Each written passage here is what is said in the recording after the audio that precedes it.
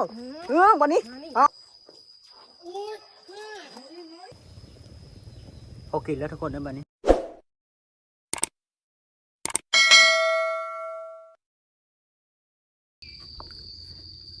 กราบทักทายสบายดีทุกคนมื้อนี้กาอยู่หน้าทุกคนนะอยู่หน้ามื้อนี้เลยสิไปหาตกเบ็ดทุกคนหาตกป่าเบิ้งคันได้ปลาโคนนี่สิมาต้มทุกคนนะความคืดนะแต่มันจังมันสีได้หรือบ่นะตอนนี้ก็6 โมงปลายทุกคนมีหอด7 โมงเมื่อเช้าทุกคนนะสีสวยๆอันนี้เราสิไปเบิ้งว่ามันสีได้หรือบ่นะไปเลยทุกคนนี่อุปกรณ์ฮะทุกคน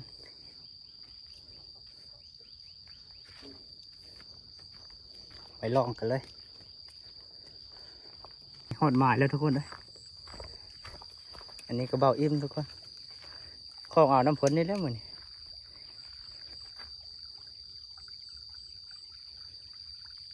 เนื้อไหมบ่เฮ้ย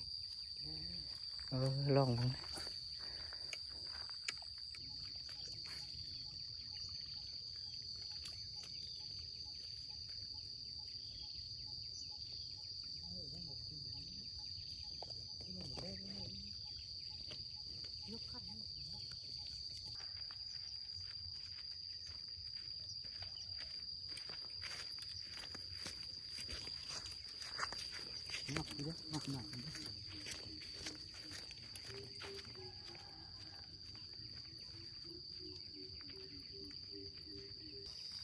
ปลากัดบ่อิ่มลองดู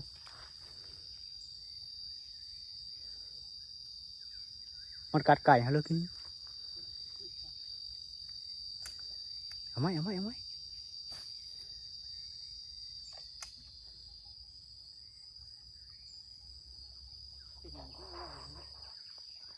บนนั้นมั้ง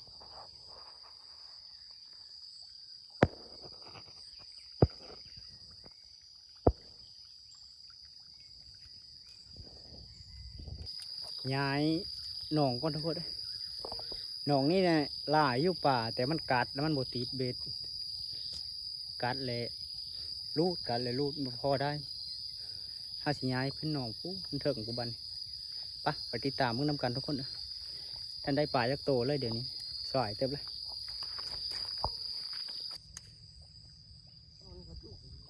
มาได้รูปได้มาได้รูปนอน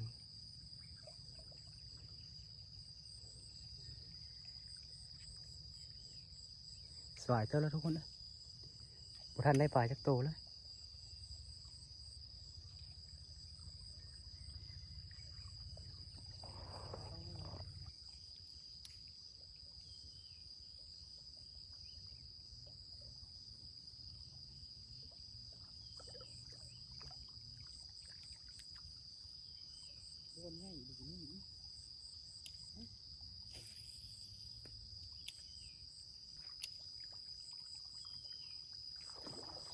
โอ้ยไอ้น้อยโดยโอ้ยไอ้น้อยเบ็ดหาดละเขาก็ซื้อเมื่อวานนี่เยอะโอ้ห้องใหม่นี่เนาะป่าก็ไปพร้อมเลยเห็นปะมันเกี่ยวหญ้าหามึงดูสายมันสีเพิ่มสีแดงๆอันนี้พอหาดปูดเท่าเยอะที่ไหนป่าแล้วขาวพลางอีกนี้ห้องใหม่ยุวัดห้องใหม่มันหาดตัวนี่ว่ามึงเจอดูว่ามันแก่ไปเลยอยู่โซนใหม่ฮะเลยนะเสียซาดปันโค้งแต่เยอะตัวนั้นเลยจะเจอได้นะมันซื้อว่าเนี่ยมืออินเขาเลยซื้อเสียนป่ายปุ๊บปอทิมผมนะมันขายได้เลยป่านี้นะได้เอาตัวนี้เลยเอาตัวนี้แกล้งก่อนจะน้อยจังมือได้กระเทินมาเลยนี่ตัวนี้แกล้งถือเฝ้าได้แบบนี้นะแล้วน้อง ย้ายนอกแล้วทุกคนเบ็ดหาดละยังเบ็ดขั้นดีอยู่เลยบันนี้นะตัวนี้ป่าทื่อแล้วก็เอาไปเลยป่าเอาเยอะไปเลยเยอะหากระสือเมื่อวานนี่ ถ้าได้ป่ายักโตเลยโตบักใหญ่ทื่อนั่นมันหาดทุกคนกัดไปทั้งเบ็ดเลยโอ้ยไม่นานเสียดายเลยข่าวพลางอยู่ห้องขึ้นมาแล้วค่ะเป็ดคันเดียวลุ้นเบิ้งวันนี้ทุกคนนะทุกคนกัดส่งเธอแล้วบนนี้แต่มันบ่ติดทุกคนนะเอาได้เลยเอาเจอเอาเลยเอาเจอไหมเอาเจอลุ้นละโอ้ยยังแม่นบ่เนี่ยป่าเพื่อนโอ้ได้ทุกคนกำหูเป็นห่างเลยโอ้ยปล่อยบ่เอ็มปล่อยแล้วหน่อยก็ได้เนาะเฮ้ยปล่อยหน้าพาเป็นไงกี่การถือมันก็ตายได้หอดฝุ่นนะปล่อยใช่มันน้อยเพราะโอ้จังหวะไหวเลยหมายสุดท้ายเขาได้นองในบ้านมาได้บ้านนี้กับสีมือเลยทุกคนเป็ดกับหาดลังนึงใช้เบ็ดอันเดียวมันนี่แห้งบ่ได้เลย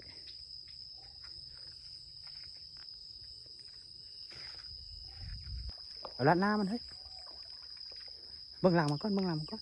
ใจเย็นเอาแม่บันนี้นะเสียงตัวไม้ฮะโอ้มันแห้งไปซ้ำเลยหุ่นตกฟ้านั้นรถ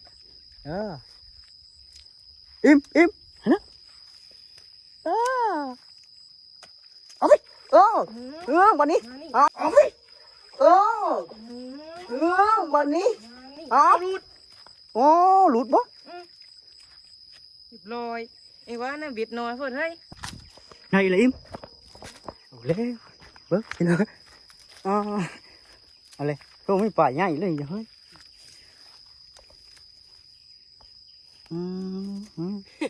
นั่นทุกคนเลยตกแล้วnhớจะลุ่มมาเถอะหนูให้ปุ้งโก้สำนักผาซ้ำ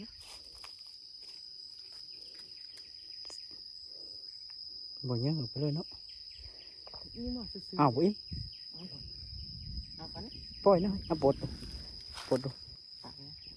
ดมาให้เองเอาปล่อยปลดให้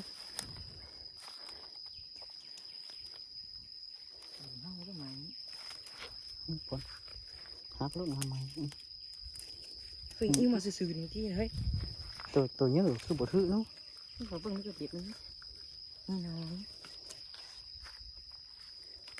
งปลดมันลูกป้ามันอันนั้นทะลุตาบอดเลยตาบอดแต่เยอะๆอันนั้นทุกคนมันบ่เยอะทุกคนนะปล่อยแล้วตัวนี้ก็เอาแต่ตัวใหญ่นะมันนี้ซ้ำนี้ปล่อย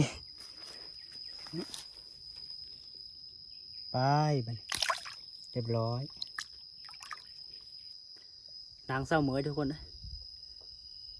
ตกป่ากับโอ้เห็นแต่ตัวน้อยถือตัวน้อยนะฮะสิบเอาทุกคนนะปลาเฮามันเยอะก่อนเดี๋ยวตัวใหญ่เยอะ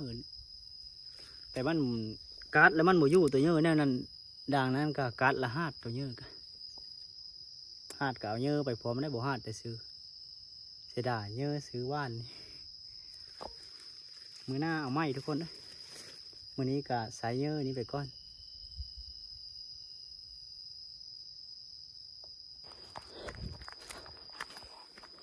นี่บ่าวอิ่มเพิ่นมาแล้วมือนี้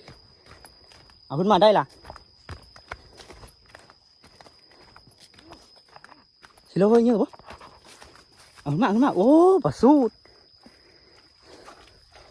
โอ้มาแล้วทุกคนนี่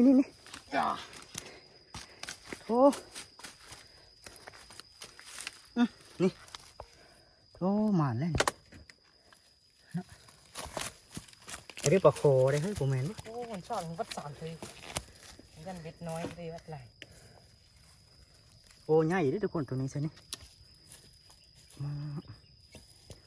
คักเลยไอ้บันมือบ่เฮ้ย มือกับมือ เอาอีบ่ เอาไปแกงกันนะ แป้งบ่อีหาได้หมูมันปลดให้ได้ปลดดู ปลาใคร ปลดปล่อยบ่ปล่อยได้อมื้อนี้เถอะไอ้ตัวเยอะแล้วบ่ปล่อยเต็มปะอันเนี้ยเลยนะสิงตอบทั้งหลุมพุ่นน่ะเฮ้ยคอยมากก็ได้ว่ารูดแล้วสินะพอปะมันกว้างเลยนะเฮ้ย ถ้ามาตัวเขาได้อยังนั้นนะตัวมันดุ ซ้ำนี้เนี่ยแต่มันทราบรูดนั่นนะ เดี๋ยวไม่ให้คือบอก ค่อย เอาไว้ ต้องใส่สมาธิได้โปรดนี่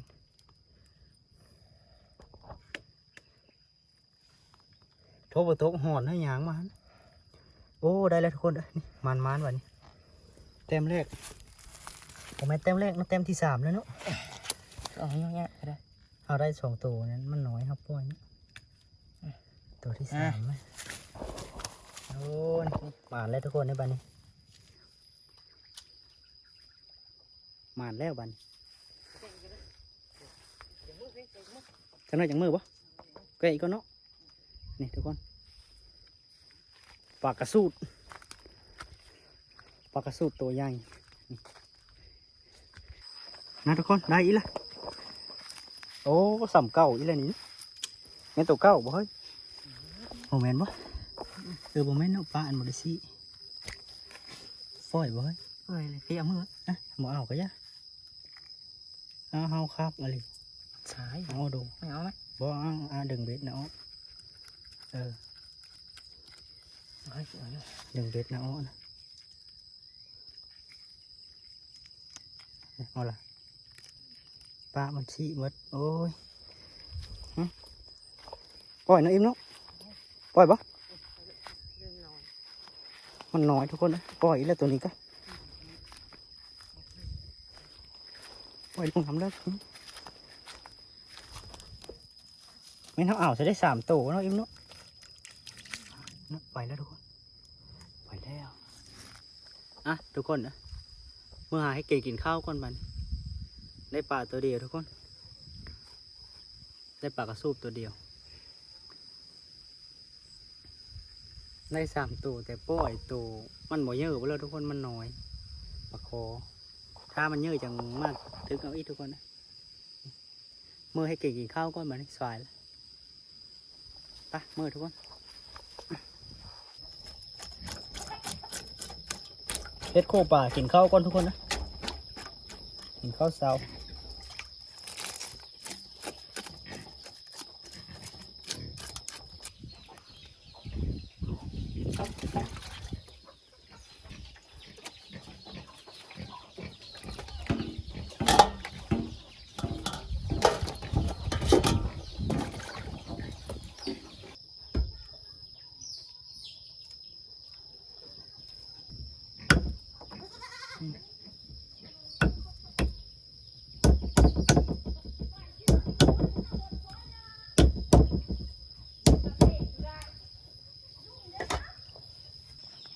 นี่ทุกคน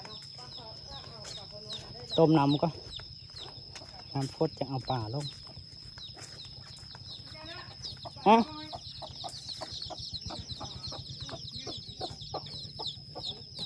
โอ้ยอยู่หายอยู่หน้าทุกคนนะเอาป่ามาได้อิ่ม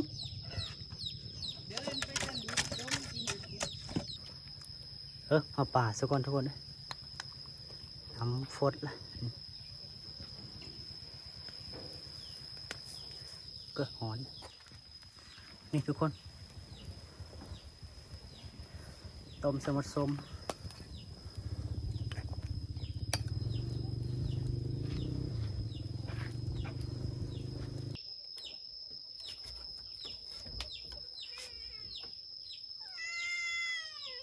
นี่ทุกคน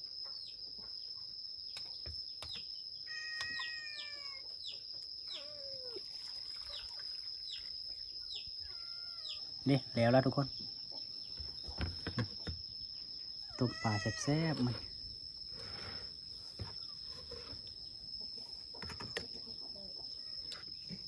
มาแล้วทุกคน กินข้าวเสาน้ำกันทุกคนต้มปลาทุกคนเอ้ย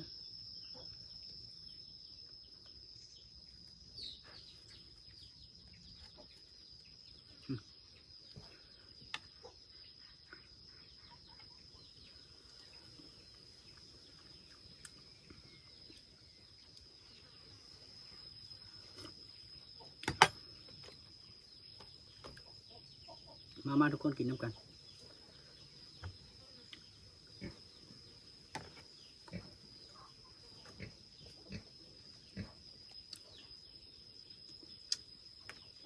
นี่ทุกคน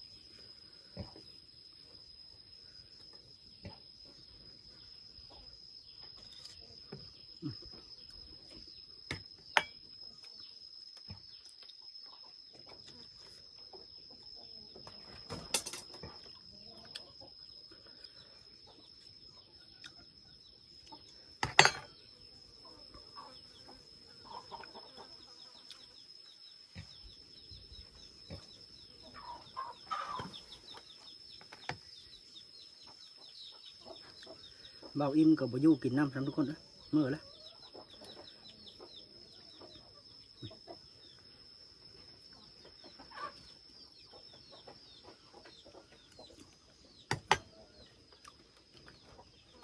มาหอดหน้าแล้วเมื่อเบาอิ่มเป็นตื้อปลาด้วยกันบอยู่กินเลยทุกคน